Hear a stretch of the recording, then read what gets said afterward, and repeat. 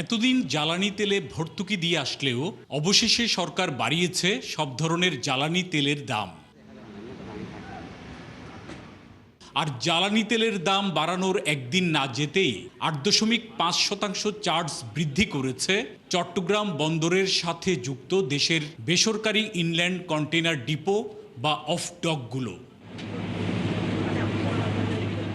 আইসিডিগুলোর ব্যবস্থাপনার সাথে যুক্ত কর্মকর্তারা বলছেন, অফডকে পণ্য হ্যান্ডলিংয়ের সাথে যুক্ত সব ভারী যন্ত্রপাতি, কন্টেইনার পরিবহনে যুক্ত সব গাড়ি ডিজেলে চলে। সরকার ডিজেলের দাম 15% বাড়ায় তারা নতুন চার্জ ধার্য করতে বাধ্য হয়েছেন।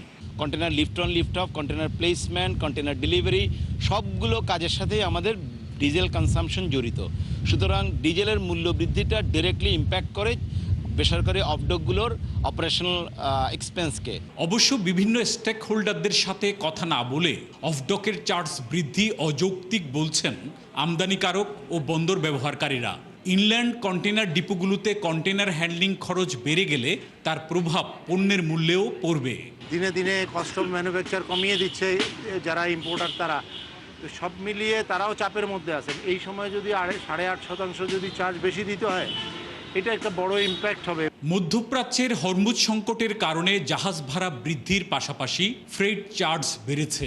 নতুন করে আইসিডিগুলো চার্জ বৃদ্ধি করায় দেশের গার্মেন্টস শিল্প সহ আমদানি রপ্তানি কার্যক্রম ব্যাহত হবে বলছেন ব্যবসায়ীরা। এই অফডকের অলমোস্ট 95% ইউজার হচ্ছে কিন্তু আমরা আরএনজি সেক্টর।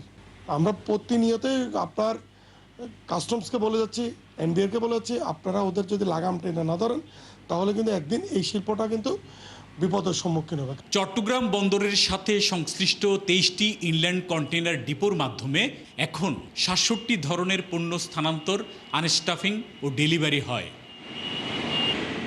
প্রণবেশ চক্রবর্তী, ৭১, চট্টগ্রাম।